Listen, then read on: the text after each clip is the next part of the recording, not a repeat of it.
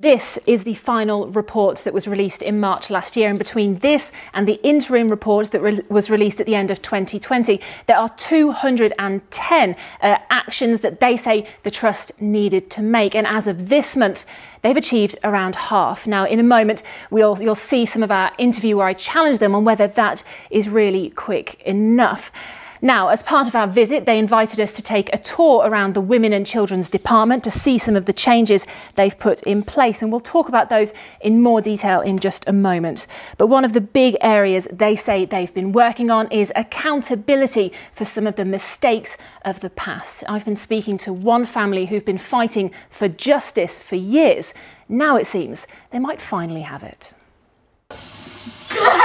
Go! Adam Cheshire is now 11 years old. He and his mother Charlotte have spent their lives learning how to cope with his physical and learning disabilities.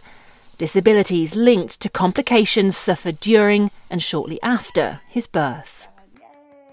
Now, after more than a decade of fighting, Shrewsbury Telford Hospital Trust has admitted 80% liability and agreed a compensation package providing care for Adam for the rest of his life.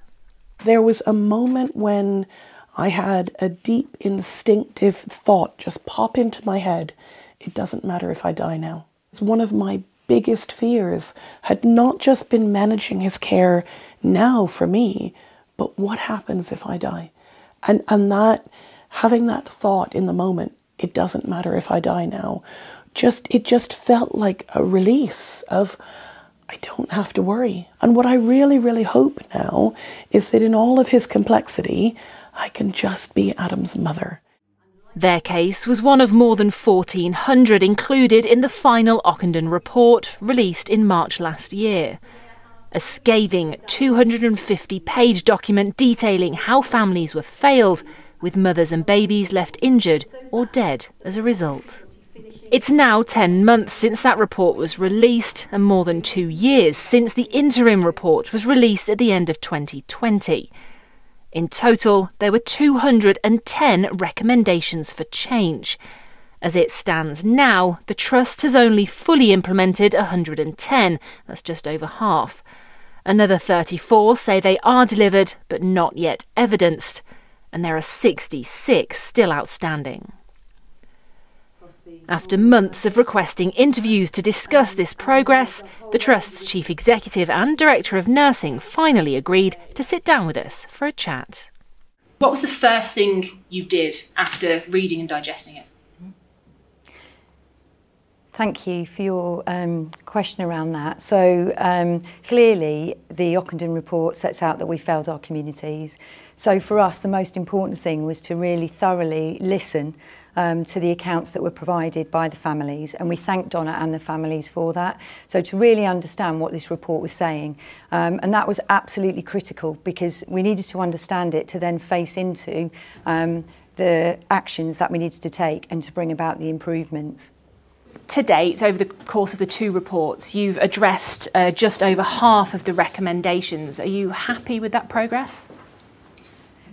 I mean, for me, I think we've made really good progress. We're slightly ahead of where we were, but we're still wanting to complete everything in the report. So I think I won't be happy until we've done that, and then further continuous improvement beyond there. Are you moving as quickly as you think you could? I think we are. I mean, we do challenge ourselves about that though, because we do want to move forward more. So we do constantly ask our teams through the different processes about, could we not do a bit more? What do you think about that? And I think what that challenge has shown us is that we are very clear about why it is we are where we are. What would you say has been the biggest challenge as a trust when trying to address the issues raised in the Ockenden Report? Good question. Yeah, that is a good question. I mean, I think we've had the broader challenge across the organisation of COVID, of all of the operational challenges, workforce challenges, and I think the culture change piece is very significant, and culture change takes time, and also staffing, because we've worked really hard to recruit. So we're just not being complacent. We just don't want to be complacent about where we are at all and ensure that we keep that going. Charlotte, not being complacent, they say there. So what exactly have they done? Well, Steve, they have introduced a number of new schemes, and we can show you some more pictures from our visit which help illustrate that. There are now birthing preferences forms that mothers and families can fill in to ensure that staff are listening to mothers. And they've introduced colourful new birthing suites as well, with several options for mothers to choose from.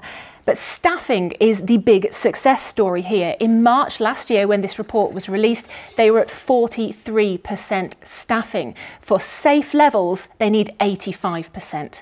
But as of January this year, they had managed to hit 86%, which is great, though there is work to be done to make sure they continue to stick at that level. Now, we spoke to one of the medical students who are working there currently, and he was nothing but positive. Slightly concerned with everything that was in the news. I was wondering how my training would be affected, especially with maternity only happening in our 4th year. But actually it's been really positive so far. I've had lots of different learning opportunities and the care I've seen has been excellent so far. But there is still some concerning data coming from the Trust.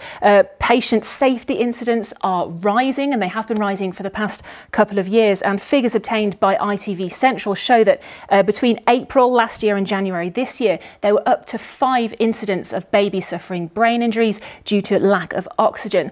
There were also 11 stillbirths at the Trust. Now, we spoke to one of the families affected, and they shared their story and some photographs of their daughter taken after she was stillborn. Mia Harwood would have been 10 months old now. Her parents had planned days out with her, bought her special outfits and toys. Now they're reminders of a life never lived. Hazel was admitted into the Princess Royal in Telford the day after the Ockenden Report was published. After a prolonged labour made longer by staffing shortages, Mia's heart stopped beating. She was stillborn 3 days later. And Hazel believes the Trust hasn't learnt the lessons from the past quickly enough. They failed me and my daughter, and to know that my daughter died there, I just can't go near it. And I went there for appointments in their triage, and they should have picked things up and they didn't. So I just don't trust that hospital to care for people the way that they should, personally. A post-mortem was inconclusive, but a report by the Healthcare Safety Inspection Branch has raised questions about the way her preeclampsia was managed, saying had it been treated differently, it could have changed the outcome. Why are avoidable mistakes like that still happening? Okay, so you'll understand that I'm not able to comment on her care. And what I would say is that the Ockenden Report has set out a series of areas for us to focus on, and there is a whole range of actions that we're taking. And as Hayley has identified, we want to ensure that at every contact, a risk assessment is done for a woman so that we are clear about the care that needs to be provided. And of course, the nature of that may change depending on that going through the pregnancy. I think also the training. So one of the actions is about people that work together need to train together, and I think that's really important. So going through all the scenarios so that people feel equipped with the skills that they need going forward. And I think investigating thoroughly, actually involving the family in that. I think involving that externality in terms of whether it's HDIB or other experts as well, to ensure that we really understand the nature of that care. And it's not just in maternity. Across the Trust, there's a concerning upwards trend in patient safety incidents. In September, there were 1,687. In October, there were 1,940. And 23 incidents across those 2 months were classed as serious, including 5 in maternity. This does appear to be moving in the wrong direction. What's going wrong? I think it's difficult to comment. We obviously can't comment on individual cases. And there are 1,900 of them. No. I'm just saying, but they are. There's 1,900 of them, and they're all also categorised in different levels as well, aren't they? What the incidents are showing us is there is a culture of reporting, which I think is a really positive culture of reporting. We also need to address each of those incidents, which we do as an organisation. And again, it is about the openness, the honesty, and the transparency. Hence, that's why they go to public board. And among those serious incidents, going back nearly a year, there were at least one serious incident involving women and children, many of them are clearly identifiably maternity. In September, there were 4. Are women safe here? So much work has happened because of the Ockenden Report, because of the report that we've received, because the women were really brave to talk up.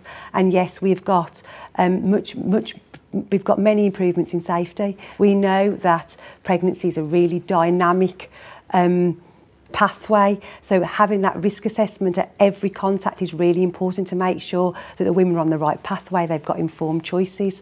We've got 24/7 obstetricians on site, we've got safe maternity staffing, so yes, our women are safe. Charlotte, it's been a heartbreaking experience for Hazel.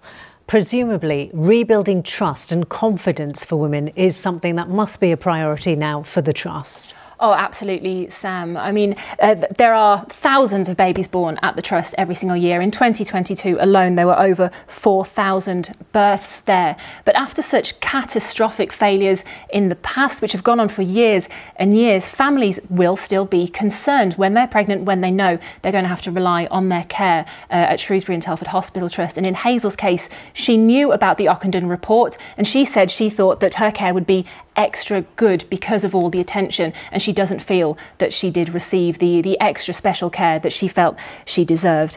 And of course, there are still a number of actions from the Ockenden Report which still need to be put into place in the next year or so. We will be keeping our eye on them, as we have done over the past year, to ensure that they are putting those into place.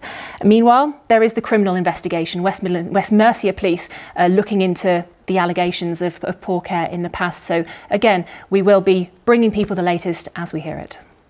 Yep.